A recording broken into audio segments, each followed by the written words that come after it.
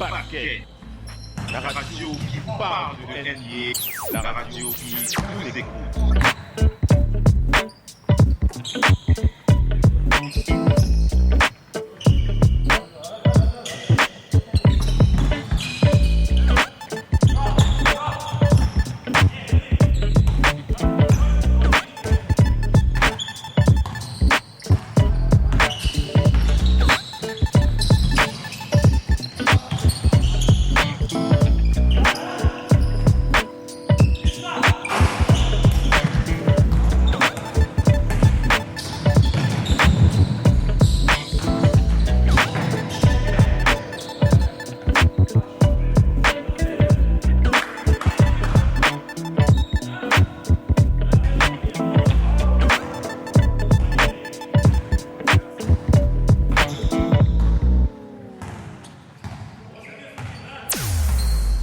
Vous êtes bien sur Radio Hors Parquet, la radio qui vous parle de NBA, la radio qui vous écoute. Le basketball, c'est mieux à la radio.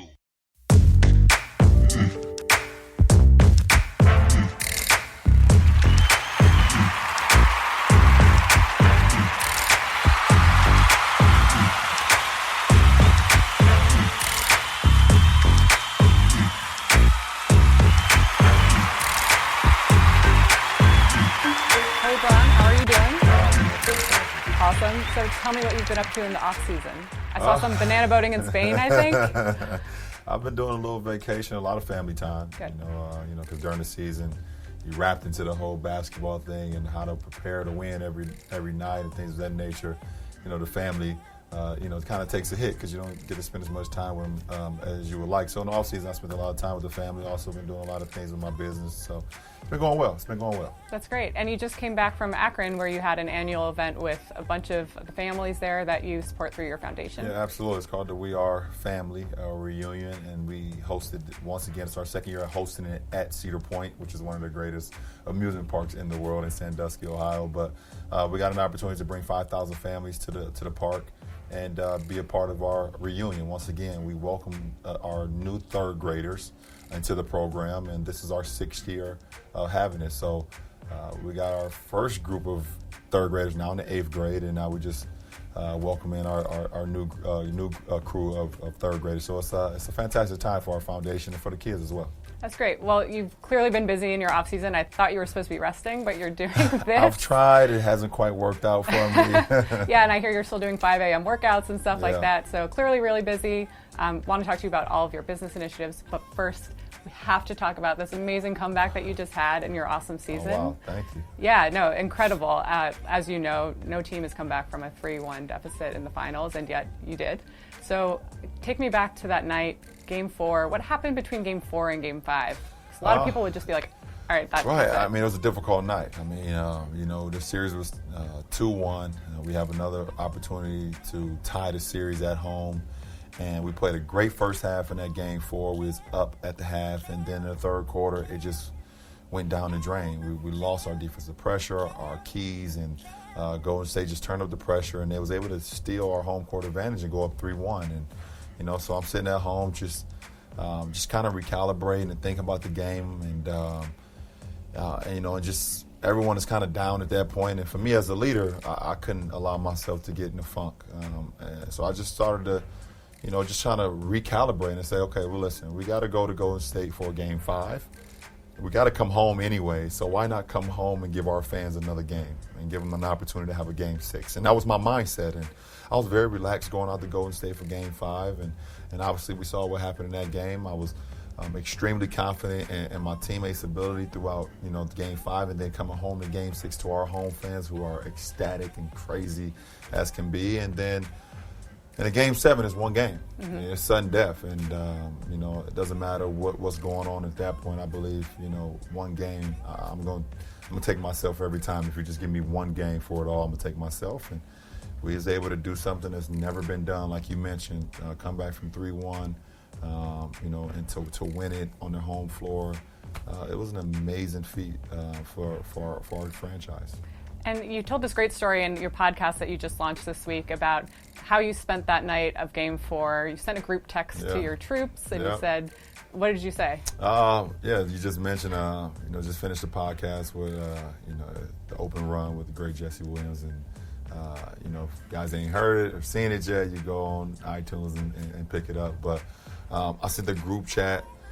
We have a group chat throughout the season, and it talks about everything. All the players? All the guys, and it talks about everything from, hey, this is what time we're doing dinner, this is what time the bus is, or just mentally preparing for games. So I was sitting at home with my wife, and we were watching Eddie Murphy stand-up comedy because I wanted to get my mind off the game and bring some more joy into the room. And then I just sent a group chat text to my guys saying, okay, listen, it doesn't matter what just happened. And I know we're all down about it, but in order for us to accomplish that no one believes we can do it, we have to refocus and we have to re-lock in. And you guys do your parts, and I promise you as the leader of the team, I won't let you down. And just follow my lead.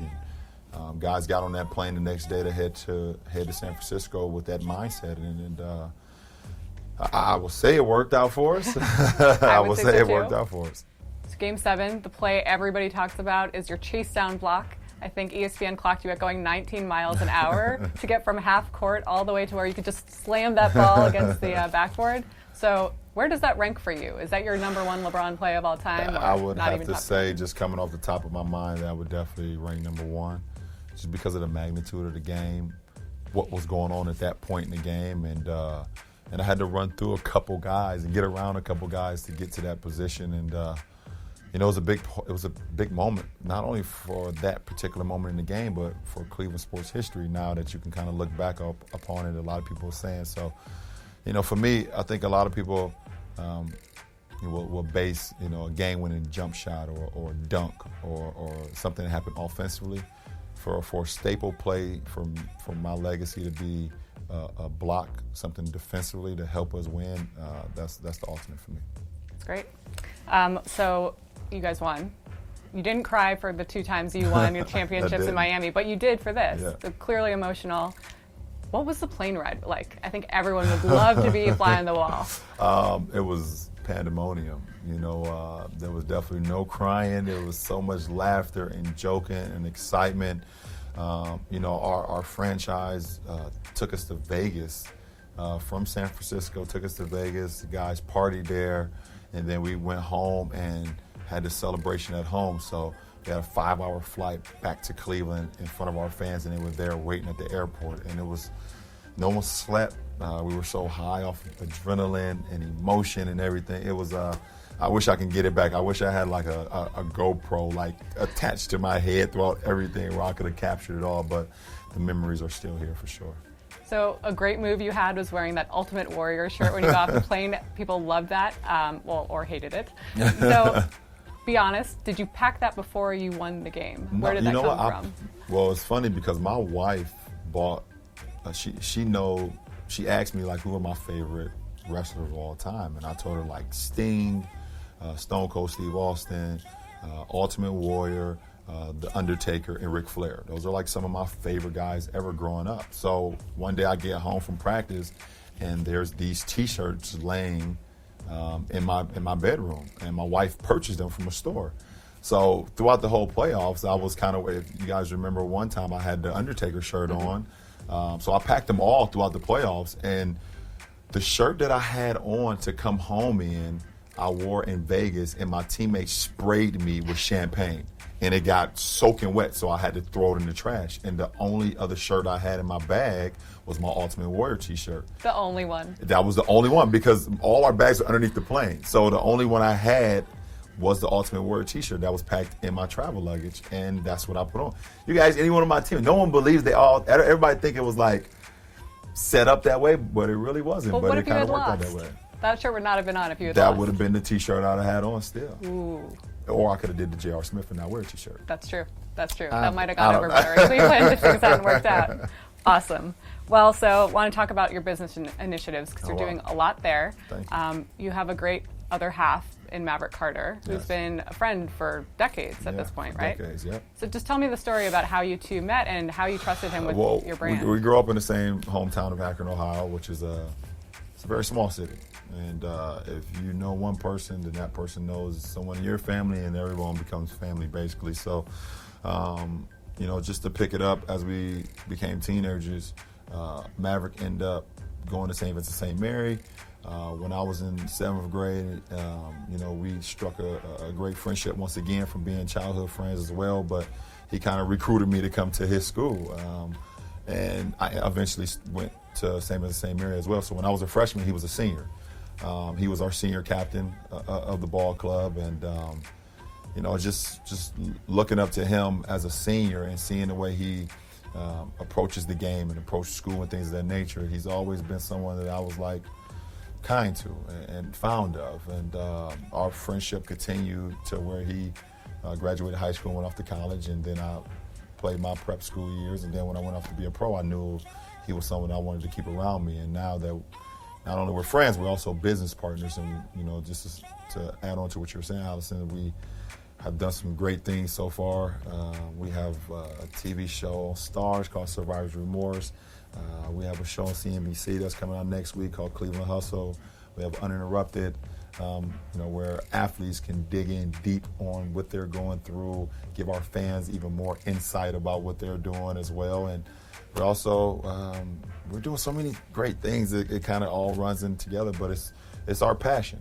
It's our passion from when we were kids to now, and it's great to be able to put those things into real life.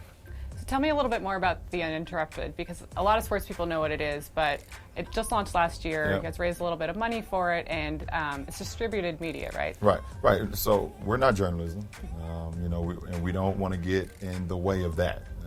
But our platform is to give our fans even more in-depth insight about what we do on a day-to-day basis. It could be from anything. It could be from, hey, I just woke up, I just want to let you guys know that I'm off to my workout, or it could be, hey, I'm taking my kids to school, and it gives our fans the insight of they're actually with you. It gives them even more in-depth conversation, because sometimes, when you're in the locker room, and you do an interview, once it comes on television, sometimes it's just a small sample of what you actually were saying. So with Uninterrupted, it gives our fans even more insight, and there's no breaks. It's completely natural. There's no cut, edit, things of that nature. It's just raw and uncut, and our fans have gravitated towards it, and I'm happy to be a part of it and to be a founder of it as well. Great. So one part, like you just mentioned, was your CNBC show that's launching, Cleveland Hustles. And it seems like a lot of the things you do are just to help where you're from. Obviously, you've got your foundation there that gives back a lot. But tell me a little bit about Cleveland Hustle. Well, yeah, like you just mentioned, to have an opportunity to give back to my community, first of all, my foundation and what we do for the kids, but also have an opportunity to produce a show, Cleveland Hustles, that debuts on the 24th of this month on CNBC. It gives the common person with a dream an opportunity to make that dream come to life. And we have entrepreneurs that have startup companies, and we have some great investors that's putting their time and their money behind them. And we're giving the normal person with a dream an opportunity to make that dream become a successful reality. And for me to be part of that, and for me to create jobs, create insight to what goes on in Cleveland as well, and hopefully that becomes a success where we can go to other cities as well. We can have Detroit hustles, we can have Chicago hustles, we can have Louisville hustles, because every city in America has that hustle mentality, and they just need someone to recognize that. So hopefully we can jump off of that once we have this Cleveland one going. So your foundation has a lot of different components, but you focus on third graders, it seems like, and also their parents, and high school kids as well. So there's a lot of different moving parts. But why third grade? Well, the statistics show, when we wanted to get into the educational side of things, the statistics show that if the kids fell back behind in the third grade, then the chance of them graduating was a lot less than any other grade. It was second or fourth or first. It started in the third grade, and that was the notion to us to let us know, okay, this is the grade that we need to start at. We need to get these kids in the third grade, and we've been fortunate enough to be in our 6th year now. Like I mentioned earlier, now we have our 3rd graders who first started the program are now in 8th grade, and now we have our new group of kids coming in, and it's been warming for me to see these kids really accept this. So you have all these children that you're working with, and you've now been doing the program for 6 years. And one thing that just went viral is the news that you're now suddenly going to help these kids get 4-year scholarships to college when they become of age. So tell me about that. Well, I worked very closely with the University of Akron, and I wanted to do something even more special. Obviously, we started off with mentoring these kids, the 3rd graders, all the way up into high school, and get them to a point where they can eventually graduate high school. But I didn't think that was enough. I wanted to take it even more, a step further than that. So partnered with the University of Akron, where we've started another program to where if the kids sustain a 3.0 grade point average, something that we feel like our kids can meet under the circumstances that we're given, under the supervision that we're giving them, that at the end of that road is a college scholarship to help them get into college, and then they can take that from there. So, that's what we're hoping our kids can do. We know our kids can do that, and we're going to keep the infrastructure around them to make sure that they can accomplish that. Right. That's not a cheap thing that you're offering here. It's about $41 million, I think, of commitments. Yeah, it is. Which is in total contrast to the role you played in Trainwreck. Why were you so cheap in that movie? You played yourself, but it doesn't seem true to character. Yeah, you know what? I was actually going to pay for this interview, but I left my wallet. Downstairs in I'll the get car. an IOU. Okay, yeah, just send it to the office. It's hilarious. You're like making people split bills. Do you do that? Yeah, sometimes. It was fun to be a part of that cast with the great Amy Schumer and the great Bill Hader, Judd Apatow. I mean, unbelievable. Vanessa Bryant, who's also a Cleveland girl too. So we had a lot of fun on set. But some of those instances in that movie is actually some actuality about me. Awesome. All right. Well, while we're on the subject of movies, Space Jam 2. We'll love to. Yeah. We'll love to. And there's been a lot of talks about it. Obviously, I have a great partnership with Warner Brothers, and they definitely were the ones who brought Space Jam 1, which is incredible. I think Michael Jordan and the Looney Tunes, they did an unbelievable thing for not only for my childhood, but for so many kids and so many people who followed that franchise. So, obviously we want to make sure that it's right. We don't want to rush it. We don't want to do something that's not authentic to the Space Jam brand. So, hopefully we can get it right.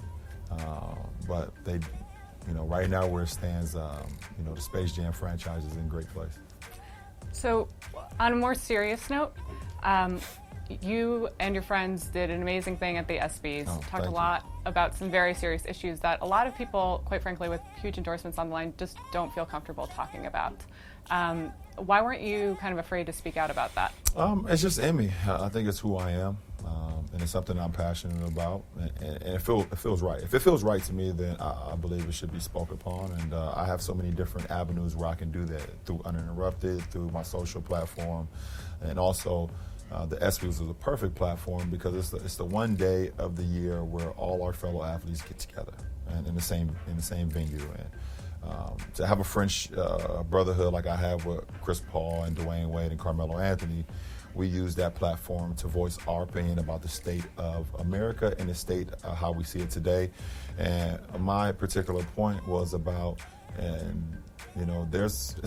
it's okay to lend money and it's okay to make an appearance, but I think it's more impactful to actually get into our communities and get these kids, kid by kid and brick by brick and street by street, family by family, and actually use our infrastructure that we've built over our careers and actually make an impact, because these kids look up to us as role models and superheroes and father figures and things of that nature. So that was my message. So we just have a couple minutes left, but one thing I wanted to talk to you about is I'm sure you heard that Durant is joining the Warriors. Mm-hmm.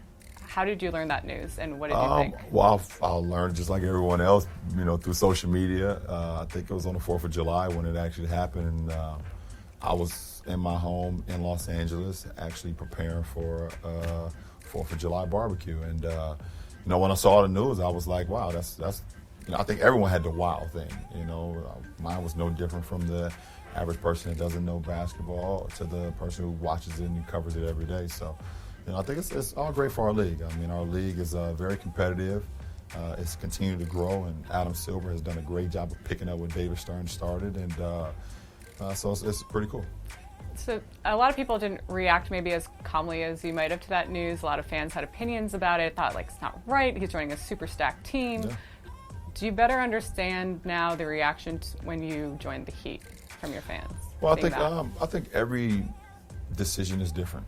I think my decision to leave Cleveland and go to Miami and then go back is different from Kevin Durant leaving OKC and going to the Warriors. I think it's different from Shaq leaving Orlando, going to the Lakers. It's different from Michael retiring, coming back, and then going to the Wizards. So I think every decision is different, and it's how much you have invested in that player, I guess, or how much you feel for that player is how you're going to react. So everyone is different. Did any other teams have a chance of getting you back then, or was it just Cleveland or Miami? No, there were a few teams, and I mentioned it before that I looked strongly at Chicago at the time, and I gave some thought to the Knicks and to the Nets at the time as well. I met with those two teams, also met with the Clippers back then, but it ultimately came down to me either staying home or going to Miami once I knew that I needed to partner with some great players to get past Boston. And Boston was the team with Kevin Garnett and Ray Allen and Paul Pierce and Rajon Rondo. I knew that I had to get better with talent, and Dwayne Wade and Chris Bosh kind of fit that mold. Switching gears a little bit, I don't know if you've read this or not, but Michael Phelps was apparently eating something like 12,000 calories before the Beijing Olympics. The guy, I'm not kidding, he would eat like a fully stacked egg sandwich, I heard about that. Omelets, pancakes, my God. To the point where I just would not want to eat anymore. It's crazy. Do you do that? What's it like to eat like LeBron James? I do not do that. Before competition for me would be like a chicken breast and maybe a little pasta because, the carbs help because you're going to go out and play a lot of minutes and things of that nature. But a salad and some veggies will have me perfectly fine. And before the game, I may have like a protein shake and some fruit, and I'll be ready to go. But as far as pies and pizza and sandwiches and French fries, I'll wait for that after the game. I can't do that before the game. And how about your workout schedule? I know you said you're waking up at 5 a.m. still, even though you're supposed to be resting. Right, I know I can't rest. I try. But my workout regimen is pretty much 5 times a week, every day, and it varies. Sometimes I stay at home and work out. Sometimes I will go to an actual class. I've been to like VersaClimber classes or spinning classes, or I do Pilates as well. So it kind of varies depending on how I'm feeling. And is that the same throughout the season? I would assume you do like 3-day workouts sometimes. Yeah, well, during the season, we're playing basketball every single day, and we're working on our bodies every day. So I don't get an opportunity to do the classes as much because we're doing a lot of traveling and things of that nature. But my workout regimen is pretty consistent as well. It's mostly 7 days a week, during the season because we will play games on the weekend as well. And just a leadership question. You're obviously a great leader both on and off the court for people of Akron, for all of Cleveland, for your team, picking them up from that 3-1 deficit. How do you do it? How can someone be a leader like you? Well, I think you have to accept it. I think some people are born with it, but some people learn it as well. And for me, as the leader of our franchise and the leader of my household and the leader of so many different things, I think it's the confidence, but it's also you practicing what you preach. I'm not a guy who just talks about it. I actually go out and do it as well, from a basketball perspective or from a leadership perspective with my kids and my foundation. We have a promise initiative where they promise me that they will go to school, they will listen to their teachers, they'll be great to their classmates, and I promise them that I will continue to be a great role model, a father figure for them, and not let those guys down. So I take that responsibility, and I don't just talk about it, I actually do it as well. So when you're able to come through on your word, it allows the guys that you're leading, male or female, to be able to say, okay, we can follow this person because he won't let us down, no matter if it's going good or bad. Every day is not a bed of roses. We understand that, and you have to be able to handle adversity as well. Great. Well, thank you so much. This Thank is you. so much fun. Thank you. Is there anything else that you wanted to talk about? I am fantastic. I mean, Great. I'm happy in the position I'm in, and to be able to give back to my community through my foundation, I think that's wonderful. To be able to have dreams as a kid, to be a part of a production company and do shows like we're doing now with Spring Hill Entertainment. Spring Hill is great. I have a beautiful family, and I'm healthy. So Great. Awesome. I'm talking to you. I mean, what's better than that? Hey, I feel like my life couldn't get better right now either. What's better than that? I agree.